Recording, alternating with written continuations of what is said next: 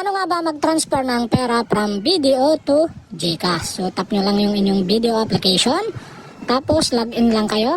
At once na nakalagin na kayo at andito na kayo sa video homepage, tap nyo lang yung send money button dito sa babang menu. Tapos dito sa send money, select nyo yung other bank and wallet. Tap nyo yan. Dito sa other bank and wallet, sa send to, tap nyo yung send to at select nyo dito yung GCash or search nyo dito sa search bar or punta kayo sa GCash. Yan, yung G Exchange Incorporated GCash. Yan, select nyo yan. Once na select nyo yung GCash, enter nyo lang dito yung account number, account name, tapos amount. Pag nailagay nyo na dyan yung account number, account name at amount, so tap nyo yung send from, tapos tap nyo yung lalabas dito para mapunta siya dito. Tapos tap nyo na yung send button kapag okay na yung details dito sa taas. At makita nyo dito yung info. Tapos tap nyo yung confirm pagka tama na yung info. At okay, yung space ID. At yan na nga guys, ito na yung reference at yun, pumasok na rin yung 5,200 sa ating account.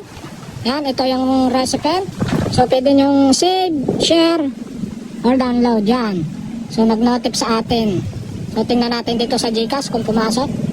So, wala yung balance. Tingnan natin kung pumasok yung 5,000. Yun, nabago oh. Naging 5,227. Successful tayo nakapag-transfer ng BDO to GCash.